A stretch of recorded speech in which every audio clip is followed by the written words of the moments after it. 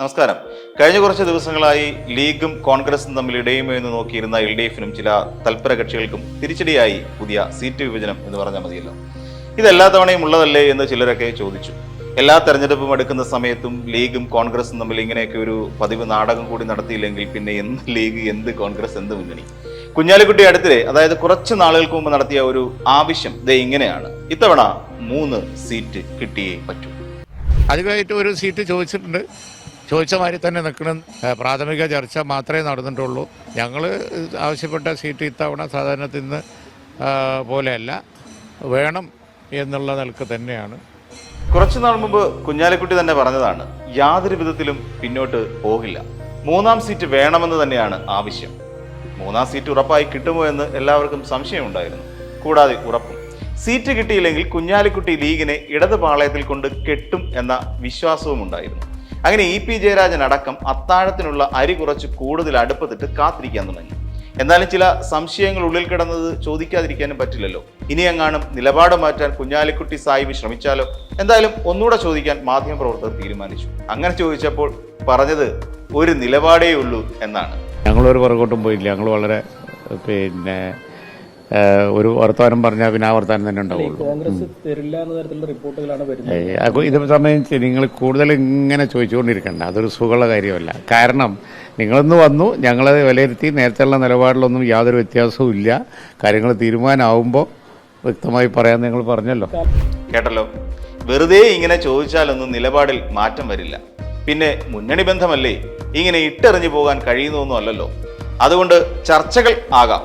ചർച്ചകൾക്ക് ശേഷമേ കൃത്യമായി ഒരു ഉത്തരം പറയാൻ കഴിയൂ. അല്ലാതെ ഇങ്ങനെ ചോദിച്ചുകൊണ്ടിരുന്നാൽ പിന്നെ കാര്യങ്ങൾ ചക്ക കുഴയുന്ന പോലെ കുഴയില്ലേ. അങ്ങനെ ആ ദിവസം വന്നെത്തി. ഉഭയകക്ഷി ചർച്ച നടന്നു. ചർച്ച കഴിയുന്നത് നോക്കി EP ജയരാജൻ ആ പരിസരത്തൊക്കെ വട്ടമിട്ട് നടക്കുന്നുണ്ടായിരുന്നു എന്നാണ് പൊതുവെയുള്ള കിംവദന്തി. അതെന്തെങ്കിലും ആവട്ടെ, ചർച്ചയിൽ കുഞ്ഞാലിക്കുട്ടിയും മുഹമ്മദ് ബഷീർ സാഹിബും PMA സലാമും മുനീർ സാഹിബും എല്ലാവരും കല്ല് പോലെ നിന്നു. ആവശ്യങ്ങളിൽ നിന്ന് 1 ഇഞ്ച് പിന്നോട്ട് പോകാൻ ആരും തയ്യാറായില്ല. എന്തായാലും കോൺഗ്രസ് വിട്ടുവീഴ്ചയ്ക്ക് തയ്യാറാകും എന്ന് ചിലരെങ്കിലും കരുതി. അങ്ങനെ കുഞ്ഞാലിക്കുട്ടി സാഹിബ് വന്നു. ചർച്ചയൊക്കെ എപ്പോഴും പോസിറ്റീവ് തന്നെ. കുഴപ്പങ്ങൾ ഒന്നുമില്ല. നല്ല തൃപ്തികരമായ ഒരു ചർച്ച ആയിരുന്നു. ഞങ്ങളുടെ മീറ്റിംഗ് തങ്ങൾ സ്ഥലത്തില്ല. സയ്യിദ് സാദിഖ് അലി ശിഹാബ് തങ്ങൾ സ്ഥലത്തില്ല. അദ്ദേഹം നാളെ എത്തും. മറ്റന്നാളെ 27 കാലത്താണ് ഞങ്ങളുടെ മീറ്റിംഗ് പാണക്കാട് വിളിച്ചിരിക്കുന്നത്. ഇന്നുണ്ടായ ചർച്ചയുടെ അതിനൊരുപാട് ഡീറ്റെയിൽസ് ഉണ്ട്. ഇന്നുണ്ടായ ചർച്ചയുടെ മുഴുവൻ ഡീറ്റെയിൽസും 27-ാം തീയതി കാലത്ത് ഞങ്ങൾ വിലയിരുത്തി. അന്ന് തന്നെ അത് സംബന്ധിച്ചുള്ള കാര്യങ്ങൾ നിങ്ങളോട് പറയാം. അവർക്കും കോൺഗ്രസിനും ഇന്നുണ്ടായ ചർച്ചയുടെ ഡീറ്റെയിൽസ് അവരുടെ ലീഡർഷിപ്പൊക്കെ ആയിട്ട് സംസാരിക്കാൻ ഉണ്ട്. അതുകൊണ്ട് ചർച്ചയൊക്കെ പോസിറ്റീവാണ്. ചർച്ച വളരെ പോസിറ്റീവായിരുന്നു എന്നാണ് കുഞ്ഞാലിക്കുട്ടി സാഹിബ് അറിയിച്ചിട്ടുള്ളത്. അങ്ങനെ കോൺഗ്രസിന് ഒടുവിൽ കുഞ്ഞാലിക്കുട്ടിയുടെ തന്ത്രങ്ങൾക്കും ഭീഷണികൾക്കും മുന്നിൽ അടിയറവ് പറയേണ്ടി വന്നു എന്ന് തോന്നിയവർക്ക് തെറ്റി. കുഞ്ഞാലിക്കുട്ടി സാഹിബിനെ അടക്കാനുള്ള എല്ലാ വിദ്യയും മുടിവിദ്യയും പയറ്റിത്തെളിഞ്ഞ VD സതീശിനെ തോൽപ്പിക്കാൻ മലപ്പുറത്ത് ആരുണ്ടടാ എന്നായി. ഒരു പരുവത്തിൽ 2 സീറ്റുകൾ നൽകിക്കൊണ്ട് പരിഹാരം കണ്ടെത്തി. ഇനി എങ്ങനെയാണ് സീറ്റ് വിഭജനം നടത്തുന്നതെന്ന് VD സതീശൻ പറഞ്ഞു തരുന്നുണ്ട്.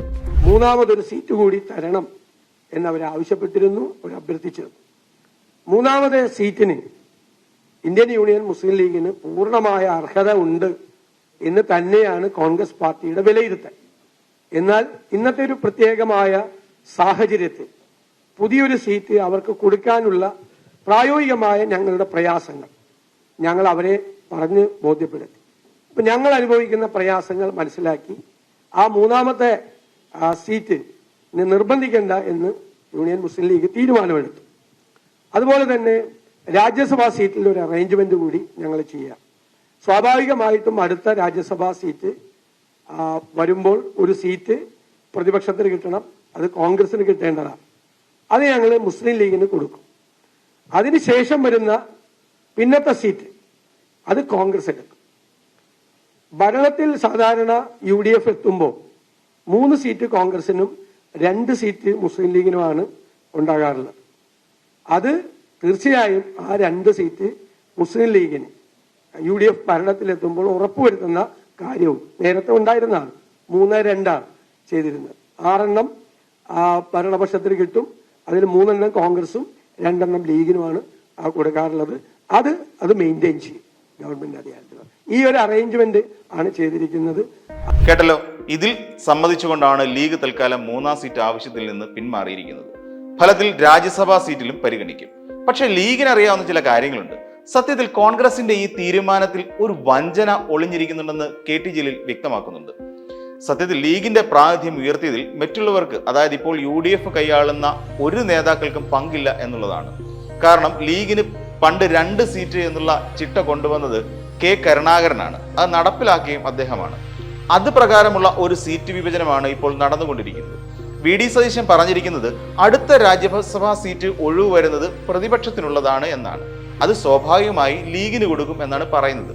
ഇനി നമുക്ക് ആ രാജ്യസഭാ സീറ്റിൽ നിലവിൽ ആരാണുള്ളത് എന്ന് നോക്കിയാൽ PV അബ്ദുൽ വഹാബാണ് എന്ന് കാണാൻ കഴിയും.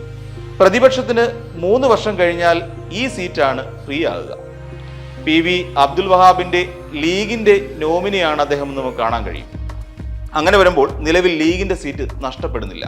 കാരണം 2027 ഏപ്രിൽ 23 വഹാബിന്റെ കാലാവധി പൂർത്തിയാകുക. ഈ സീറ്റാണ് ലീഗിന് വീണ്ടും നൽകും എന്ന് VD സതീശൻ പറയുന്നത്. പിന്നീട് ഒഴിവ് വരുന്ന സീറ്റ് കോൺഗ്രസിനുള്ളതാണ് എന്ന് പറയുന്നു. പിന്നത്തെ സീറ്റ് എന്ന് പറയുന്നത് 2028 ഏപ്രിൽ 3 അവസാനിക്കുന്ന സീറ്റാണ്. അവിടെ ഇപ്പോൾ ഇരിക്കുന്നതാകട്ടെ, ഇപ്പോൾ നമ്മുടെ മഹിളാ കോൺഗ്രസിന്റെ നേതാവും കോൺഗ്രസ് നേതാവും ഒക്കെ ആയ നമ്മുടെ ജെബി മേത്തറുമാണ്. നിലവിൽ പ്രതിപക്ഷത്തിരിക്കുമ്പോൾ എന്തായാലും ലീഗിന്റെ സീറ്റിന്റെ എണ്ണം കൂടാൻ യാതൊരു സാധ്യതയുമില്ല എന്ന് ഏറെക്കുറെ ബോധ്യപ്പെട്ട് കാണുമല്ലോ. അതായത് അടുത്ത നിയമസഭാ തെരഞ്ഞെടുപ്പ് വരെ ഈ നിലയിൽ തന്നെ തുടരേണ്ടി വരും എന്ന് അർത്ഥം. അടുത്തത് ഭരണത്തിൽ വരുമ്പോൾ നൽകുന്ന സീറ്റിലും മാറ്റം വരുത്താതെ തന്നെ നിലനിർത്തും എന്നും പറയുന്നു. അതായത് നിലവിൽ ഉഭയകക്ഷി ചർച്ച കൊണ്ടോ നിലവിലുള്ള അവസ്ഥയ്ക്ക് മാറ്റം വരുന്നില്ല. പിന്നെന്തിനാണ് വെറുതെ മുസ്ലിം ലീഗ് നേതാക്കൾ ആവശ്യമില്ലാത്ത പൊറാട്ട് നാടകം കളിച്ചതെന്ന് മാത്രം മനസ്സിലാകുന്നില്ല. അതേസമയം ലീഗിന്റെ ഈ നാടകത്തെക്കുറിച്ച് KT ജലീൽ നടത്തുന്ന അഭിപ്രായ പ്രകടനം ഇങ്ങനെയാണ്. ലീഗ് കണ്ണൂരിട്ടാതെ തന്നെ K കരുണാകരനാണ് കേരളത്തിൽ നിന്നുള്ള ലീഗിന്റെ രാജ്യസഭാ പ്രാതിനിധ്യം 2 ഉയർത്തിയത്. ആ കരുണാകരനെ കോട്ടയം ലോബി പടച്ചുണ്ടാക്കിയ ചാരക്കേസിന്റെ മറവിൽ അപമാനിതനാക്കി വലിച്ചു താഴെയിട്ടു. AK ആന്റണിയെ പകരം മുഖ്യമന്ത്രിയാക്കി വാഴിച്ചു.